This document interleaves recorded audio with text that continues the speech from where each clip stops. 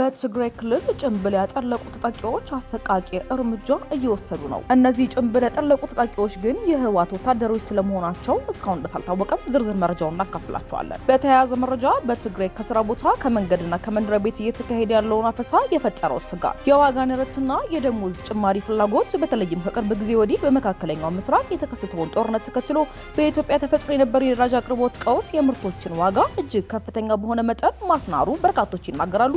ስለዚህ መረጃ የምንላችሁ ነገር ይኖራል። የቮይስ ኦፍ ኢትዮጵያን ቤተሰቦች ሰብስክራይብ ማድረጋችሁን እያስታወስናችሁ በዝርዝር ወደምንመለከታቸው ጉዳዮች እናልፋለን።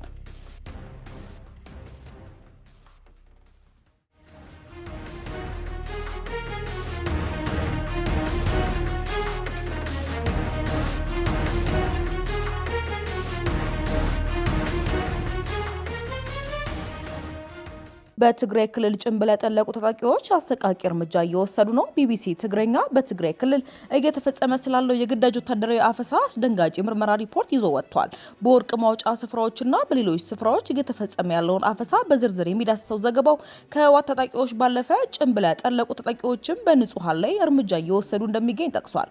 እነዚህ ጭንብል ያጠለቁ ታጣቂዎች የህወሓት ወታደራቸው ስለመሆናቸው ግን አልታወቀም። በአቤ ጻዲ ከተማ አቅራቢያ በሚገኙ ሁለት የወርቅ ማዕድን ማውጫዎች አባግባና ረህብዛ በሚባሉ አካባቢዎች የትግራይ ኃይሎች አርሚ 60 አባላትና ፊታቸውን የሸፈኑ ታጣቂዎች ከ700 በላይ ሰዎችን እንዲያፈሱ ቢቢሲ ትግረኛ ከተጎጂዎችና ከተጎጂ ቤተሰቦች መረጃ አግኝተዋል። የአራት ልጆች አባት የሆነው አቶ ሰለሞን ኃይለ ማርያም በአቤ አዲ ከተማ ለሌሎች ሰዎች ድንጋይና አሸዋ በአህያ በመሸከም የቀን ጉልበት ስራ ሰርቶ በሚያገኘው ገንዘብ ልጆቹን ያሳድግ ነበር። ነገር ግን እንደተለመደው ከስራ ከወጣ በኋላ እሱና ያጎቱ ልጅ ወደ ቤት ሳይመለሱ መቅረታቸውን ቤተሰቡ ለቢቢሲ ገልጸዋል። ባለቤቱ ወይዘሮ መድረህ ኪዳነ ማርያም ሰኞ ዕለት ወደ ስራ እንደሄደ ጠዋት 3 ሰዓት ላይ ነው የወሰዱት።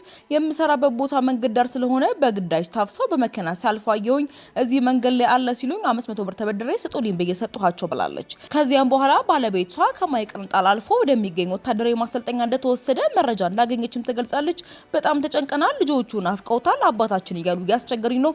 ልጆቹን የሚረዳ አንድም የለም። ሰለሞንም ልጆቹን ትቶ እዚህ ውስጥ የመግባት ፍላጎት የለውም። በኃይል የወሰዱት ዘካሪያስ ከወርቅ ማውጫ አካባቢ ፊታቸውን በሸፈኑ ታጣቂዎች በኃይል ከታፈሱ በመቶዎች የሚቆጠሩ ወጣቶች መካከል አንዱ ነው። በአፈሳው ወቅት ድብደባ፣ ማንገላታትና ቶክስ ጭምር እንደነበር የሚናገረው ዘካሪያስ ከጣንቋ በርገሌ፣ ቀይ ሀተክሊ፣ አብያዲ ወረዳዎች የመጡ 500 ሰዎች ወደ አብያዲ ከተማ ማዘጋጃ ቤት፣ ከቆላ ተንቤን የመጡ 200 ሰዎች ደግሞ በአብያዲ ከተማ ነዳጅ ማደያ አቅራቢያ ወደሚገኘው ግንባታው ወዳላለቀ ህንጻ በታጣቂዎች መወሰዳቸው ይናገራሉ። ቢቢሲ ትግረኛ ያነጋገራቸው ሌሎች ሰዎች ከታፈሱ በኋላ ለከተማው ፖሊስና ጸጥታ አካላት እንዲሁም ለአብያዲ ከተማ ወረዳ አስተዳደር እንዳስረከቧቸው ይናገራሉ። በአብያዲ ከተማ ማዘጋጃ ቤት አዳራሽ የከተማ ከንቲባና ምክትሉ እንዲሁም የጸጥታ ኃላፊዎች በመምጣት ትዋጋላችሁ እንዳላቸውም ጨምሮ አስረድተዋል። ከማዕድን ቁፋሮ የተያዙ ወጣቶች ወደ ትግል ነው የምትሄዱት አሉ። ልብስ ሳንለብስ ራቁታችንን ያለ ነው፣ እቃችንና ሞባይላችን ሳንይዝ ከስራ ነው ያፈሳችሁን፣ ልብሳችንን እንኳን እንልበስላቸው፣ እነሱ ግን አያገባንም አትሄዱም አሉ ነው ያሉ። ዘካሪያስ በተለያየ ጊዜ በትግራይ ውስጥ በተካሄደ ጦርነት የቤተሰብ አባላቱ መስዋዕታቸውን ገልጾ ከተጣራ በኋላ መለቀቁን ተናግሯል። ከዚያም በኋላ አውቶቡስ ኦራልና አይሱዙ መኪኖች አመጣው ጭነው ወደ ሌላ ቦታ እንደወሰዳቸው ቢቢሲ ያነጋገራቸው ተጎጂዎች ይናገራሉ። የአርሚ 60 የትግራይ ኃይሎች ምክትል አዛዥ ኮሎኔል ዘልኡል ማቲያስ ለቢቢሲ በሰጡት ምላሽ የሚመሩት ቡድን በአባግባ አካባቢ ተሰማርቶ እርምጃ እንደወሰደ ገልጿል። በአካባቢው ሰፊ የማዕድን ወረራ አለ። እዛ የነበሩት ወጣቶች ኦፕሬሽን በማካሄድ በተነናቸዋል። በሩባሃዝ እና በአግባባ የነበረው ወጣት ሌላ ጸጥታ ሁኔታ በጣም አስቸጋሪ ስለነበረ እርምጃ ወስደናል የሚል ምላሽም ሰጥተዋል።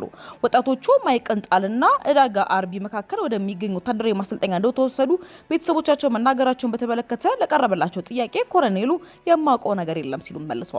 በተያያዘ ዜና የትግራይ ክልል ሰላምና ጸጥታ ቢሮ በትግራይ የተመለመሉ ወጣቶችን ለሰራዊት እያሰለጠነ መሆኑን ለቢቢሲ ትግረኛ ገልጾ የምልመላው ሂደት ግን በክልሉ መንግስት እንደሚፈጸም ተናግሯል። ቢቢሲ ያነጋገራቸው በክልሉ የተለያዩ ከተሞች የሚኖሩ ወጣቶች ከስራ ቦታቸው፣ ከመዝናኛ ስፍራ እንዲሁም ከህዝብ ትራንስፖርት ላይ በግዳጅ ተወስደው ወደ ተለያዩ ካምፖች መላካቸውን ተናግረዋል።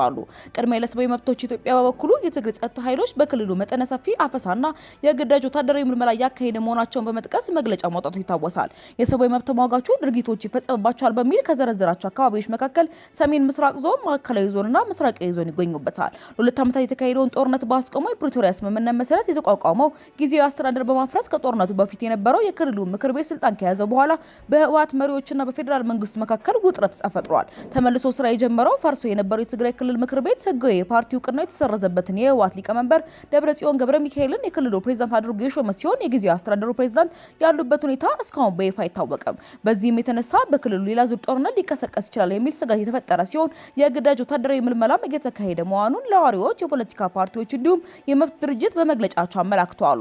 በተጨማሪም በደብረጽዮን የሚመራው የክልሉ መንግስት በቅርቡ ይፋ ያደረገው ረቂቅ ህግ እድሜያቸውና የጤና ሁኔታቸው የሚፈቅድላቸው ማንኛውም የትግራይ ተወላጆች የክልሉ መንግስት የሚያቀርበውን የክተት ጥሪ ተቀብሎ የመሳተፍ ብሔራዊ ግዴታ እንዳለባቸውም ተናግረዋል። ይህንን የማይቀበል ማንኛውም ሰው ከ10 ሺህ እስከ 50 ሺህ ብር ተቀጥቶ ግዴታው እንዲፈጸም ይደረጋል የሚል አንቀጽ በረቂቅ ህጉ ላይም ተቀምጧል። የትግራይ ተቃዋሚ ፓርቲዎች ህወሓት በክልሉ የግዳጅ ወታደራዊ ምልመላ ያደረገ መሆኑን በመግለጽ መግለጫዎችን አውጥተዋል። አረና ትግራይ እንዲሁም ስምረት ፓርቲ ህወሓት የቀድሞ ተዋጊዎችን፣ ሚሊሻዎችንና የትግራይ ወጣቶችን በግዳጅ ወታደራዊ ስልጠና በመመልመል በማፈስ ወዳልታወቁ ካምፖች እየወሰደ ነው ሲሉ ባወጡት መግለጫም ከሰዋል። ቢቢሲ ትግረኛ በታጣቂዎች በአስገዳጅ ለውትድርና የታፈሱ ሰዎችን ከወታደራዊ ማሰልጠኛ ያመለጡ ሰዎችንና ቤተሰቦቻቸውን አነጋግሯል። ነገር ግን የአካባቢ ማስተዳደሮችና የሰላምና የጸጥታ ጽሕፈት ቤት ግን እየተካሄደ ያለውን ወታደራዊ አፈሳ አስተባብለዋል። የቮይስ ኦፍ ኢትዮጵያ ቤተሰቦች ዳግም ሰብስክራይብ ማድረጋችሁን እያስታወስናችሁ ንምጭ ዘገባችን እናልፋለን።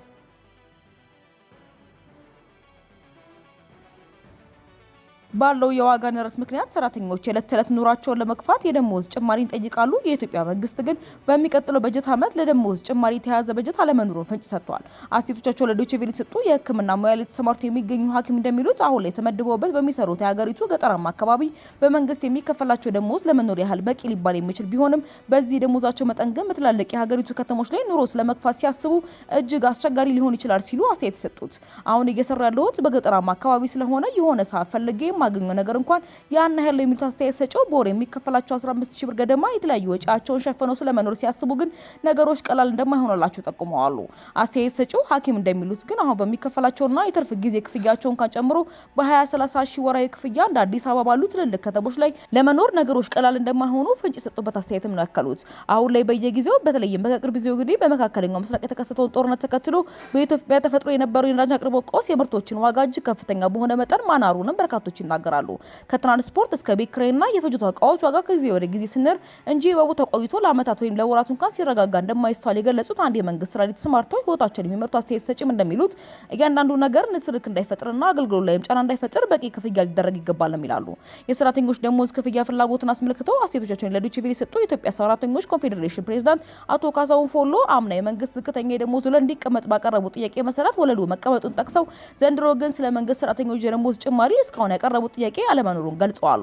ባለፈው አመት መንግስት ጥያቄ መነሻ አድርጎ የተወሰነ ጭማሪ አድርጓል ያሉት አቶ ካሳሁን ጭማሪውም የኑሮ ውድነትን ታሳቢ ያደረገ እንደነበር ገልጸዋል። በመሆኑ በአሁኑ ወቅት የመንግስት ሰራተኞች ደሞዝን በተመለከተ በኮንፌዴሬሽኑ በኩል የጠየቀ ነገር አለመኖሩና ነገር ግን ለግል ተቋማት የመንግስት ልማት ሰራተኞች የደሞዝ ወለል ጥያቄ እያቀረቡ እንደሆነ ማመላክተዋል። እየተስተዋለ ካለው የኑሮ ውድነት ጋር በተያያዘ አስተያየቶቻቸውን የገለጹት አቶ ካሳሁን ከባድ ላሉት የኑሮ ውድነት ስም የትኛውም ደሞዝ ቢጨመር ሙሉ እርካታ ሊሰጥ እንደሚችልም ፍንጭ ሰጥተው ነገሮች ከመንግስት የመክፈል አቅም ጋር ሲታይ እንደሚገባም አስተያየት ሰጥተዋል። በቅርቡ በመካከለኛው ምስራቅ ላይ የተከሰተውን ጦርነት ተከትሎ የተስተዋለ የዋጋ ንረትን በማስመልከትም በሰራተኛው ማህበረሰብ ላይ ስላደረሰው ተጽዕኖ ጠይቀው ደሞዝ ከመጨመር ይልቅ ነዳጅ ላይ ድጎማ ማድረግ የበርካቶችን ህይወት ቀጥተኛ ባልሆነ መንገድ የሚያረጋጋ ነው በማለትም ነገሮች በደሞዝ ጭማሪ ብቻ እልባት እንደማያገኙም ተናግረዋል። የቮይስ ኦፍ ኢትዮጵያ ቤተሰቦች ለዛሬ ያላችሁ ዘገባዎች እነዚህን ይመስሉ ነበር። በሌሎች አዳዲስ ነው መረጃዎች ዳግም እስከነገረኝ ድረስ በደህና ቆዩ።